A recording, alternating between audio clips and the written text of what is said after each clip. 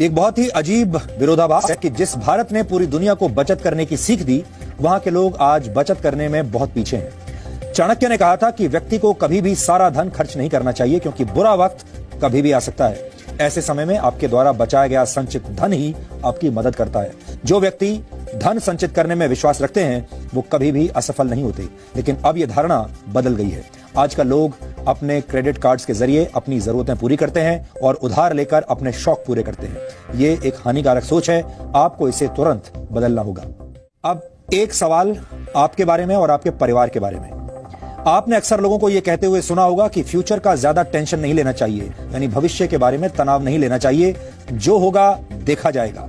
लेकिन ये एक तरह की बहुत लापरवाह सोच है, जिसका असर आपके आने वाले कल पर पड़ता है। ये बड़ी अजीब सी बात है कि हमारे देश में लोग छुट्टियां मनाने की जबरदस्त प्लानिंग करते हैं, इंटरनेट पर हॉलिडे पैकेजेस सर्च करते हैं। लोग ये भी प्लान करते हैं कि ऐसी कंपनी का मोबाइल खरीदा जाए जिसमें नए जमाने के फीचर्स हों, वो लंबे समय तक चले और सस्ता भी हो।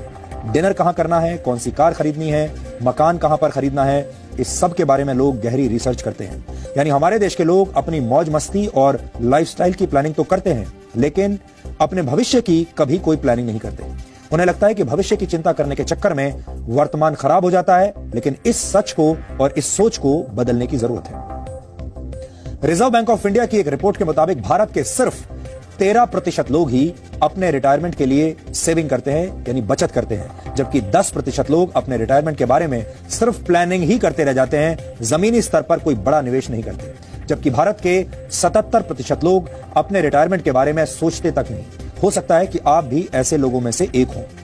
अपने रिटायरमेंट के बारे में कोई तैयारी न करने की वजह से हमारे देश में 60 साल की उम्र हो जाने के बाद भी करीब 50% बुजुर्गों को काम करना पड़ता है। इस उम्र में अक्सर लोग आराम की जिंदगी जीना पसंद करते हैं, लेकिन दुख की बात यह है कि अपने जीवन यापन के लिए उन्हें इस उम्र में भी काम करना पड़ रहा है। ये आंकड़े आपको ये बताते हैं कि भारत में बड़ी संख्या में लोग अपनी निजी आर्थिक सेहत को दांव पर लगाकर पूरा जीवन जीते हैं। ये एक तरह का आर्थिक टाइम बॉम्ब है जो 60 साल की उम्र के बाद जाकर फटता है। इससे बचने के लिए अक्सर 50-30-20 वाला फॉर्मूला बताया जाता है। आज हम आपको समझाएंगे 50-30-20 वाला फॉर्मूला क्या होता है। अगर आप चाहें तो इस फॉर्मूले को अपना सकते हैं, लेकिन भारत के लोग अपनी आदतों और मजबूरियों की वजह से इस फॉर्मूले से हमेशा दूर भागते हैं। यह बड़ा सीधा सा फॉर्मूला है। टैक्स चुकाने के बाद अपनी कमाई का 50% हिस्सा अपनी जरूरतों पर खर्च कीजिए। इसके बाद 30% हिस्सा अपनी इच्छाओं पर खर्च कीजिए और बाकी का 20% हिस्सा अपनी सेविंग्स में लगाइए, यानी बचत कीजिए। ऐसा करने से आप अपना भविष्य सुरक्षित रख सकते हैं और आने वाले दिनों को अच्छे दिन बना सकते हैं। लेकिन हमारे देश में नौकरी करने वाले लोगों को लगता है कि अभी इतने आगे तक सोचना क्यों है, 4 दिन जिंदगी है, पूरी मौज मस्ती के साथ जीनी चाहिए। कुछ लोगों का यह तर्क भी होता है कि महंगाई के जमाने में बैंक की ईएमआई चुकाने और परिवार की जरूरतें पूरी करने के बाद इतना पैसा बचता ही नहीं कि रिटायरमेंट के बाद वाली सेविंग के बारे में सोचा जाए। वैसे हमारे देश में ज्यादातर लोग अपनी कमाई का बड़ा हिस्सा अपने बच्चों की पढ़ाई और उनकी शादी में खर्च कर देते हैं। उसके बाद वो इन्हीं बच्चों पर निर्भर हो जाते हैं। ये एक ऐसा सामाजिक बंधन है जो कई पीढ़ियों को अपनी गिरफ्त में ले चुका है, ले लेता है। नेशनल सैंपल सर्वे ऑफिस की एक रिपोर्ट के मुताबिक भारत के ग्रामीण इलाकों में रहने वाले 60 साल की उम्र से ज्यादा के 73% लोग अपने बच्चों पर निर्भर हैं, जबकि शहरी क्षेत्रों में करीब 68% बुजुर्ग अपने बच्चों पर निर्भर हैं। भारत की सबसे बड़ी समस्या यह है कि यहाँ की 80% आबादी गैर संगठित क्षेत्रों में काम करती है। इन क्षेत्रों को पेंशन स्कीम के तहत वर्ष 2015 में अटल पेंशन योजना के अंतर्गत कवर किया गया था। यह पेंशन योजना तैयार की गई थी। इस पेंशन योजना के तहत बुजुर्गों को हर महीने 1000 से 5000 रुपए दिए जाएंगे। ये एक अच्छा प्रयास तो है, लेकिन आज के दौर में इस रकम से सम्मान पूर्वक जीवन जीना असंभव है।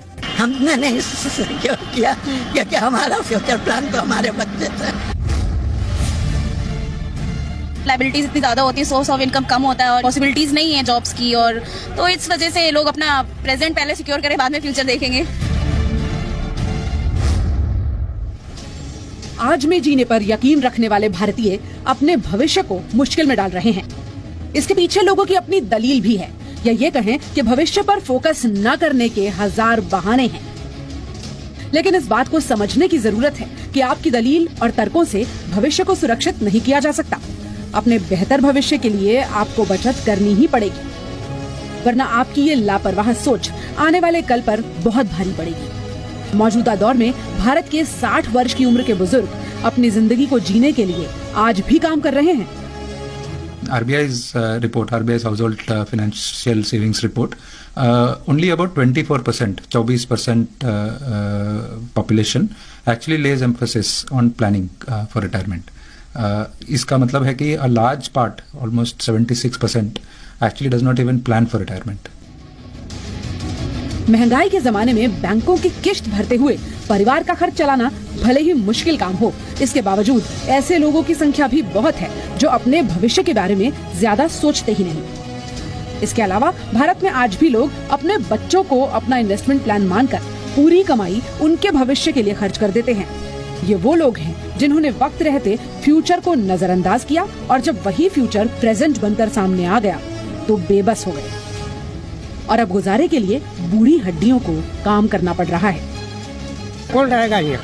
सबको तो घर पकड़ना है। क्यों है यहाँ? अब एक मजबूरी है, लड़की की शादी करना है, लड़का की शादी करना है, किसके यहाँ पर कर्जा करने जाएंगे? मकान बनाया है, उस समय कर्जा जो हुआ तो कर्जा तो सधाजे करेंगे ना। ये दिल्ली में रहने वाले अमरनाथ यादव हैं। 67 साल की उम्र में आज भी काम करते हैं। इस उम्र में अक्सर लोग आराम की जिंदगी की उम्मीद करते हैं, लेकिन अमरनाथ अपने भविष्य के लिए कुछ प्लान नहीं कर पाए। अपने बेटे को ही अपना इन्वेस्टमेंट मानकर जो कुछ जमा पूंजी थी वो उसकी पढ़ाई और शादी पर खर्च कर दी। लेकिन अब बेटे की इतनी कमाई ही नहीं है कि वो पूरे परिवार का गुजारा चला सके, इसीलिए अमरनाथ को भी इस उम्र में भी काम करना पड़ रहा है। हालांकि सरकार की तरफ से 2500 रुपए की वृद्धावस्था पेंशन मिलती है, लेकिन उससे गुजारा नहीं चलता, इसीलिए ट्यूशन पढ़ाकर कुछ पैसे कमा लेते हैं। थोड़ा बहुत कमाना तो खैर अब यूँ पड़ेगा कि भाई मेहनत नहीं करोगे तो पूरा खर्चा ये आएगा कहाँ से। बच्चे इतने सपोर्ट कर नहीं पाते, खुद ही थोड़ा बहुत ये पेंशन मिल जाती है, थोड़ा बहुत इधर उधर अपना काम धंधा देख लेते हैं, उसी से काम चल जाता है। और क्या चाहिए तो अब यही समय के हिसाब से कि भाई बड़े बूढ़े भी अपने खुद ही थोड़ा बहुत इंतजाम करके रखें तो ज़्यादा बेहतर है। किसी के ऊपर भरोसे ना रहा जाए, क्योंकि कोई मदद मांगे से मदद मिलती थोड़ी है, क्योंकि बच्चे अपने ही खर्चे पूरे नहीं कर पाते। परिवार की जरूरतों को पूरा करने के चक्कर में ज्यादातर माता पिता अपने भविष्य को खतरे में डाल रहे हैं। भारत में रिटायरमेंट प्लान न करने की कई वजहें हैं, लेकिन इनमें सबसे पहली वजह यह है कि लोग अपने बच्चों में ही अपना भविष्य देखते हैं और जब बच्चे उनका ये सपना तोड़ देते हैं तो बुढ़ापे में काम करना पड़ता है। बड़ा फैक्टर है कि हमारा परसेप्शन क्या है फैमिली सिस्टम्स को लेके। सो वो जो एक परसेप्शन बना हुआ है that my child will take care of me and I don't need to invest, वो एक बहुत बड़ा रोल प्ले करता है हमारे डिसीजन में। तो कहीं ना कहीं हम कलेक्टिव अप्रोच रखते हैं जिसमें हमें ये लगता है कि हम करें और हमारा पूरा का पूरा फैमिली उसको शेयर करे और हम उसे चला लेंगे। But then at the end of the day the joint system is converting into nuclear system, क्योंकि ये ट्रांजिशन फेज है एंड लोग अपनी जो उनकी पुरानी एक सोच चली आ रही है वो उसके हिसाब से प्लान करते हैं या डिसीजंस लेते हैं। सो परसेप्शन का बहुत सिग्निफिकेंट रोल है हमारे इन्वेस्टमेंट डिसीजंस में। वर्तमान समय में भारत के लोगों का बुढ़ापा चिंता में डूबा हुआ है, तो युवाओं को अपने भविष्य की कोई विशेष चिंता नहीं है। इसीलिए जरूरी है कि आज में जिया तो जाए, लेकिन आज के साथ साथ अपने आने वाले कल को सुरक्षित करना भी आप ही की जिम्मेदारी है।